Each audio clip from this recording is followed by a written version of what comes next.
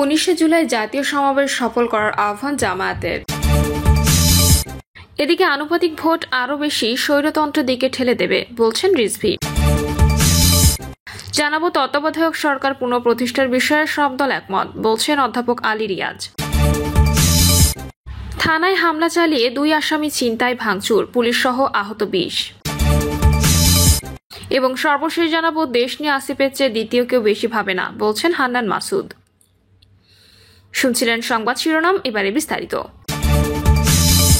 পূর্ব ঘোষিত 7 দফা দাবি আদায়ের লক্ষ্যে আগামী 19 জুলাই রাজধানীর সোহরাওয়ার্দী উদ্যানে ডাকা ঐতিহাসিক জাতীয় সমাবেশ সফল করার আহ্বান জানিয়েছেন জামায়াত ইসলামী। সভায় দলের সহকারী সেক্রেটারি জেনারেল এহসানুল মাহবুব জোবায়ের, কেন্দ্রীয় নির্বাহী পরিষদ সদস্য এবং কেন্দ্রীয় প্রচার ও মিডিয়া বিভাগের সেক্রেটারি মতিউর রহমান আকন্দ, কেন্দ্রীয় নির্বাহী পরিষদ সদস্য মোবারক হোসাইন, কেন্দ্রীয় নির্বাহী পরিষদ সদস্য ঢাকা মহানগর দক্ষিণের আমির নুরুল ইসলাম বুলবুল, ঢাকা মহানগর দক্ষিণ ও উত্তরের সেক্রেটারি যথাক্রমে ডক্টর শফিকুল ইসলাম মাসুদ ও ডক্টর রেজাউল করিম সহ কেন্দ্র ও মহানগর নেতারা উপস্থিত ছিলেন। সবাই আগামী 19 জুলাই শনিবার দুপুর 2টায় রাজধানীর ঐতিহাসিক সোহরাওয়ার্দী উদ্যানে আয়োজিত জাতীয় সমাবেশ সফল করতে বিভিন্ন প্রস্তুতি, সাংগঠনিক ব্যবস্থা এবং জনমত গঠনের দিক নিয়ে বিস্তারিত আলোচনা হয়। অধ্যাপক মিয়া গোলাম পরোয়ার বলেন, বিভিন্ন প্রস্তুতি, সাংগঠনিক ব্যবস্থা এবং জনমত গঠনের দিক নিয়ে বিস্তারিত আলোচনা হয়। অধ্যাপক মিয়া গোলাম পরোয়ার বলেন, জুলাই আগস্ট মাস বাংলাদেশের গণঅভ্যুত্থানে গৌরবময় স্মৃতির স্মারক। সেই সময় জাতীয় সমাবেশ অত্যন্ত তাৎপর্যপূর্ণ। রক্তের বিনিময়ে যে স্বৈরাচারের পতন হয়েছিল সেই চেতনার বাস্তবায়নের লক্ষ্যে এর সমাবেশ অনুষ্ঠিত হচ্ছে। তিনি বলেন, জামায়াত ইসলামের ঘোষিত 7 দফা দাবি বাস্তবায়নের মাধ্যমে ছাত্র জনতার গণঅভ্যুত্থান পূর্ণতা পাবে। এর সমাবেশ সফল করবে সংগঠনের সর্বস্তরের জনশক্তি ও দেশের ধর্মপ্রাণ মানুষকে ঐক্যবদ্ধভাবে কাজ করতে হবে। তিনি সমাবেশ সফল করতে দেশবাসীর সর্বাত্মক সহযোগিতা কামনা করেন এবং জাতীয় স্বার্থে ঐক্যবদ্ধভাবে অংশ নেওয়ার আহ্বান জানান। আনুপাতিক ভোট আরও বেশি স্বৈরতন্ত্রের দিকে ঠেলে দেবে বলছেন রিজভী। সংখ্যানুপাতিক প্রতিনিধিত্ব বা আনুপাতিক ভোট আরও বেশি স্বৈরতন্ত্রের দিকে ঠেলে দেবে বলে মন্তব্য করেছেন বিএনপির জ্যেষ্ঠ যুগ্ম মহাসচিব রুহুল কবির রিজভী। তার ভাষায়, এতে স্থানীয় পর্যায়ে নেতৃত্ব গড়ে ওঠার সুযোগ বন্ধ হয়ে যাবে। রুহুল কবির রিজভী বলেন, আজকে নানা কথা সামনে আনা হচ্ছে। আনুপাতিক ভোট কেন? আনুপাতিক ভোট এটা তো এলাকা নেতৃত্ব গঠনের পথ রুদ্ধ করবে। কেউ যদি দীর্ঘদিন এলাকা থেকে মানুষের সঙ্গে যোগাযোগ রেখে নেতা হন, তাকেও তো তখন দলীয় সিদ্ধান্তে বাদ দেওয়া হতে পারে। এতে আরও বেশি স্বৈরশাসনের দিকে যাওয়া হবে।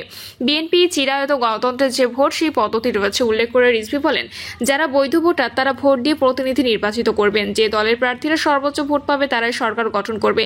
18 কোটি মানুষের দেশে যেখানে 12 কোটি ভোটার, সেখানে কিভাবে আনুপাতিক ভোটের কথা বলা হচ্ছে তা আমরা বুঝতে পারছি না। আওয়ামী লীগের মতো রক্তপিপাসু দল যাতে আর ক্ষমতায় না আসতে পারে, সেজন্য গণতান্ত্রিক শক্তির ঐক্য সরকার বলেও মন্তব্য করেন রিজভী।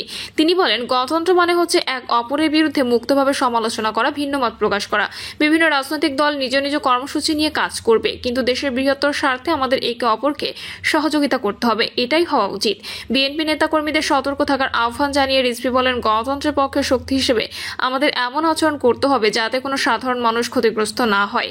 কোনো চাঁদাবাজি, দখলবাজির সঙ্গে বিএনপি বা এর কোনো অঙ্গ সংগঠনের নাম যাতে না জড়ায়, সেটি নিশ্চিত করতে হবে।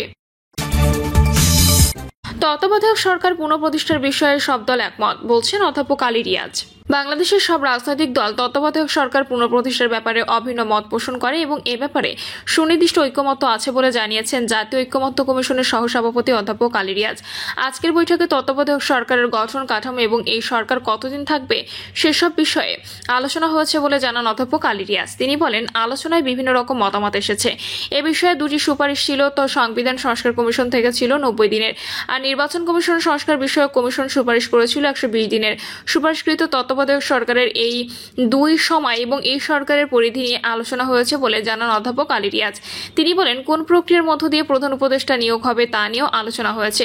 এই আলোচনায় রাজনৈতিক দলগুলো অনেক কাছাকাছি এসেছে। এ বিষয়ে রাজনৈতিক দলগুলোর সঙ্গে যে আলোচনা হয়েছে তা অত্যন্ত ইতিবাচক। তত্ত্বাবধায়ক সরকার ছাড়াও আজ নির্বাচনী এলাকায় সীমানা নির্ধারণ নিয়েও আলোচনা হয়েছে বলে জানান অধ্যাপক আলী রিয়াজ। আলোচনায় এ বিষয়ে উল্লেখযোগ্য ঐক্যমত্য প্রতিষ্ঠিত হয়েছে বলে জানান তিনি। সীমানা নির্ধারণ বিষয়ে আশু এবং দীর্ঘমেয়াদে ব্যবস্থা গ্রহণের বিষয়ে বিষয়ে ঐক্যমত হয়েছে বলে জানান অধ্যাপক আলী রিয়াজ। তিনি বলেন, আশু ব্যবস্থা হিসেবে ত্রয়োদশ জাতীয় সংসদ নির্বাচনের জন্য নির্বাচন কমিশনের সহায়তায় যথাযথ দক্ষতা সম্পন্ন ব্যক্তিদের নিয়ে বিশেষায়িত কমিটি গঠন। যদি কমিটি গঠন হয়ে থাকে তাহলে পরিবর্তন সাধন করে সেই কমিটি দ্বারা সংসদীয় আসনের সীমানা নির্ধারণ করা। বর্তমান যে কমিটি করা সেটা যাতে পরিবর্তন করে রাজনৈতিক দলের ঐক্যমতের প্রতিফলন ঘটে, তারা এ বিষয়ে সরকার ও নির্বাচন কমিশনকে অবহিত করবেন। আর দীর্ঘমেয়াদী ও স্থায়ী সমাধানে যে ঐক্যমত হয়েছে তা হলে প্রতি আদমশুমারি বা অনধিক 10 বছর পরে সংসদীয় নির্বাচনী এলাকার সীমানা নির্ধারণের জন্য সংবিধানের অনুচ্ছেদ 119 এর দফা 1 এর গ এর শেষে উল্লেখিত এবং শব্দটির পর আইনের দ্বারা নির্ধারিত একটি বিশেষায়িত কমিটি গঠনের বিধান যুক্ত করা হবে। সংশ্লিষ্ট জাতীয় সংসদের সীমানা নির্ধারণ আইন 2021 বা যা 2025 সালে সংশোধিত হয়েছে তার 8-3 সঙ্গে যুক্ত করে ওই কমিটির গঠন ও কার্যপরিধি নির্ধারণ করা হবে। আলী রিয়াজ বলেন, আমরা সংবিধানে কিছু বিষয় যুক্ত করার কথা বলেছি, তার পাশাপাশি সেটাকে বাস্তবায়ন করার জন্য আইনের মধ্য দিয়ে কমিটির পরিধি ও কার্যপরিধি গঠন নিয়ে সুনির্দিষ্ট আইন যেন থাকে তা বলেছি। দীর্ঘমেয়াদী স্থায়ী সমাধানের জন্য এ ব্যাপারে সব রাজনৈতিক দল একমত হয়েছেন। খুব দ্রুত এসব বিষয়ে ঐক্যমত্যে পৌঁছানো যাবে বলে আশা প্রকাশ করেন আলী রিয়াজ। রাজনৈতিক দলগুলোর সহযোগিতা থাকলে চলতি জুলাই মাসের মধ্যে একটি জুলাই সনদ তৈরি করতে পারবেন বলে আশা প্রকাশ করেন তিনি। জাতীয় ঐক্যমত্য কমিশনের সঙ্গে আজকের আলোচনায় বিএনপি, জামায়াত ইসলামী, জাতীয় নাগরিক পার্টি, ইসলামী আন্দোলন সহ 30টি রাজনৈতিক দল অংশ নিয়েছিল। আলোচনা শুরুতে জুলাই শহীদদের স্মরণে সবাই দাঁড়িয়ে 1 মিনিট নীরবতা পালন করেন।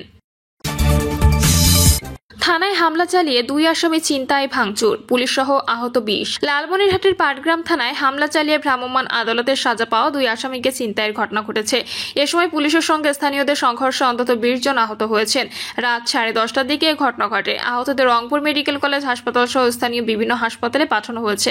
থানার সমানে বিজিবি মোতায়েন রয়েছে। ছিনিয়ে নেওয়া 2 আসামি হলেন পাটগ্রাম উপজেলার মমিনপুর গ্রামের লিয়াকত আলীর ছেলে বেলাল হোসেন এবং একই উপজেলার মিজারকোট গ্রামের শামসুল হকের ছেলে সোহেল রানা চপ্পল। তারা স্বেচ্ছাসেবক দলের সদস্য বলে জানা গেছে। পাটগ্রাম উপজেলা নির্বাহী কর্মকর্তা উত্তম কুমার দাস বলেন, বুড়িমারি রংপুর মহাসড়কে বিভিন্ন পাথর ও বালু বোঝাই ট্রাকে চাঁদাবাজির অভিযোগে উপজেলার সরিয়ার বাজার এলাকায় অভিযান চালানো হয়। এ সময় চাঁদাবাজির অভিযোগে বেলাল ও সোহেলকে আটক করা হয়। এছাড়া তাদের কাছ থেকে চাঁদার লক্ষাধিক টাকা জব্দ করা হয়। পরে ভ্রাম্যমাণ আদালত বাসিয়ে তাদের প্রত্যেককে 1 মাস করে কারাদণ্ড দিয়ে পুলিশের সোপর্দ করা হয়। পাটগ্রাম থানার ওসি মিজানুর রহমান বলেন, বেলাল ও সোহেলকে কারাদণ্ড দেওয়ার খবর ছড়িয়ে পড়লে রাতেই একদল লোক পাটগ্রাম থানার সামনে জড়ো হয়। এ সময় কথা কাটাকাটির এক পর্যায়ে তাদের সঙ্গে ধাওয়া পাল্টা ধাওয়ার ঘটনা ঘটে। পুলিশ আত্মরক্ষার্থে কাঁদানে গ্যাস ও রাবার বুলেট নিক্ষেপ করে। এক পর্যায়ে হামলাকারীরা থানায় ঢুকে কিছু জিনিসপত্র ভাঙচুর করে 2 আসামিকে নিয়ে চলে যান। তিনি বলেন, পরে পরিস্থিতি নিয়ন্ত্রণে রাতে অতিরিক্ত পুলিশ এবং বিজিবি মোতায়েন করা হয়েছে। সংঘর্ষে পুলিশের অন্তত 7 জন সদস্য আহত হয়েছেন। আহতদের রংপুর মেডিকেল কলেজ হাসপাতালে পাঠানো হয়েছে। সকালে ঘটনাস্থল পরিদর্শন করেন রংপুর রেঞ্জের ডিআইজি আমিনুল ইসলাম। তিনি সাংবাদিকদের বলেন, ঘটনার সঙ্গে যারাই জড়িত থাকুক তাদের ছাড় দেওয়া যাবে না। সিসিটিভি ফুটেজ দেখে জড়িতদের চিহ্নিত করে আইনের আওতায় আনা হবে। দেশ নিয়ে আসিফের চেয়ে দ্বিতীয় কেউ বেশি ভাবে না, বলছেন হান্নান মাসুদ। জাতীয় নাগরিক পার্টির সিনিয়র যুগ্ম মুখ্য সমন্বয়ক আব্দুল হান্নান মাসুদ বলেছেন, হলফ খেয়ে বলতে পারি এদেশ নিয়ে উপদেষ্টা আসিফ মাহমুদের চেয়ে দ্বিতীয় কেউ বেশি ভাবে না। ফেসবুক পোস্টে মাসুদ লিখেছেন, এবার আসিফ মাহমুদকে ভিলেন বানানোর ষড়যন্ত্র নেমেছে। সফল হবে না, জাস্ট বলে রাখলাম সফল হবেন না। সেই যখন আপনারা পালায়া ছিলেন তখন থেকেই বারবার মার খেয়েও অধিকার আদায়ের সংগ্রাম থেকে এক মুহূর্তের জন্য পিছপা হয়নি।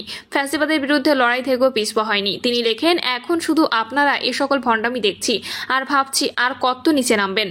শুধু জুলাইয়ের নেতাদের হেয় করতে পারলেই পুরো অভ্যুত্থান